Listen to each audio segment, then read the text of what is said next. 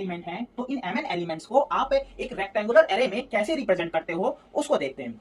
तो जैसे कि दोस्तों यहाँ पर एक मैंने एक बिग ब्रैकेट बनाया हुआ आप देख रहे होंगे। इस बिग ब्रैकेट के अंदर आपको क्या करना है दोस्तों, आपको ये mn एलिमेंट को क्या करना है, फिल करना है by corresponding row and column. Row क्या होती है दोस्तों, जो ये हॉरिजॉन्टल लाइंस होंगी, आप हॉरिजॉन्टल लाइन में जब लिखोगे तो वो कहलाएंगी रोज आपकी, क्या कहलाएंगी दोस्तों, रो। और जब वर्टिकल लाइंस में आप लिखोगे तब वो कहलाएंगी कॉलम। तो इस तरह से दोस्तों हम यहाँ पर एलिमेंट को फिल करते हैं। और एलिमेंट भी दोस्तों किसी भी एक मैट्रिक्स में हमेशा aij के फॉर्म में हमेशा डिनोट किया जाता है या रिप्रेजेंट किया जाता है, आप ऐसा कह सकते हैं। जैसे कि आप देख रहे हैं यहाँ पे aij क्या है, aij का मतलब ये होगा दोस्तों आयत रो, आयत रो। और दोस्तों j का मतलब यहाँ पर होगा jth कॉलम, jth कॉलम। तो ये बहुत ही बेसिक जानकारी है दोस्तों। अगर आप अपने दिमाग में ये बात बैठा लेते हो कि कोई भी एलिमेंट जो होगा मैट्रिक्स में aij से डिनोट किया जाएगा, तो उसको दोस्तों उसके अकॉर्डिंग अगर हम बात करें यहाँ पर, तो ये वाली जो रो आपकी पहली लाइन जो होगी वो आपकी फर्स्ट रो कहलाएगी, जो दूसरी लाइन होगी दोस्तों वो आपकी सेकंड रो।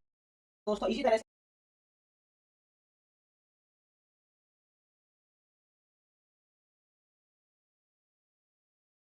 दोस्तों वो आपकी सेकंड रो कहलाएगी एंड सो ऑन। दोस्तों ये स्टेप, ये जो कहानी है ऐसे आगे बढ़ती चली जाएगी। और जो लास्ट रो है, अगर मान लीजिए आपकी लास्ट रो mth रो है, तो आपकी जो लास्ट रो होगी rm होगी। इसी प्रकार से दोस्तों यहाँ पे ये जो पहली कॉलम आएगी उसको हम लोग C1 से डिनोट करेंगे, दूसरी कॉलम जो आएगी दोस्तों उसको C2 से डिनोट करेंगे। इसी प्रकार से दोस्तों ये चलती चली जाएगी बात। और ये जो है ये आपका जो है लास्ट रो होगी, ये Cn सॉरी लास्ट कॉलम जो होगी वो Cn कॉलम होगी। तो इस प्रकार से दोस्तों यहाँ पर मैंने अभी आपको ये समझाया कि जो हॉरिजॉन्टल लाइन होती है उनको रो कहते हैं, और जो वर्टिकल लाइंस होती हैं दोस्तों उसको कॉलम कहते हैं। और एलिमेंट को रिप्रेजेंट करने का जो तरीका होता है दोस्तों वो aij होता है। क्या होता है, aij। और aij में i किसको प्रदर्शित करता है, i प्रदर्शित करता है आपकी करस्पॉन्डिंग रो को, और जे प्रदर्शित करता है दोस्तों आपकी करस्पॉन्डिंग कॉलम को। तो अगर हम यहाँ पर बात करें तो दोस्तों ये अगर हम A11 यहाँ पे लेके, A11 से अच्छा ज्यादा है आप इसे रीड करें A11। A11 का मतलब होगा दोस्तों first row and first column. तो दोस्तों आप देख रहे होंगे ये जो एलिमेंट है आपका फर्स्ट रो और फर्स्ट कॉलम में आ रहा है। इसी प्रकार से दोस्तों जो सेकंड एलिमेंट होगा आपका वो फर्स्ट रो सेकंड कॉलम में आएगा, और दोस्तों अगला element first row third column में आएगा। इस तरह से दोस्तों कहानी चलती चली जाएगी। और ये जो आपका nth कॉलम है इसमें जो आने वाला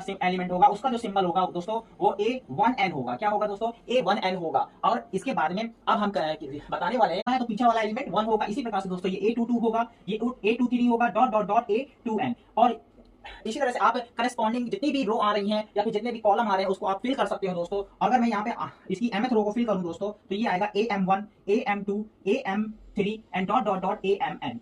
ये दोस्तों मैंने आपको क्यों इतना ज्यादा प्रेशर देकर इसको समझाया है, क्योंकि ये सबसे ज्यादा इंपॉर्टेंट टॉपिक है। मैट्रिक्स में किसी एक मैट्रिक्स का जो प्रदर्शित करना होता है दोस्तों वो किस तरह से प्रदर्शित किया जाता है, अगर आप ये समझ जाते हो तो मैट्रिक्स की आधी समस्या तो वैसे ही खत्म हो जाती है। इसमें एडिशन, सब्सट्रैक्शन, मल्टीप्लिकेशन की जो दिक्कतें होती हैं दोस्तों ये केवल इसके रिप्रेजेंटेशन से ही खत्म हो जाती है। इसके बारे में भी आपको मैं बाद में चर्चा करूंगा, लेकिन अभी जो मैंने आपको सिखाया वो मैंने ये सिखाया कि दोस्तों किसी मैट्रिक्स का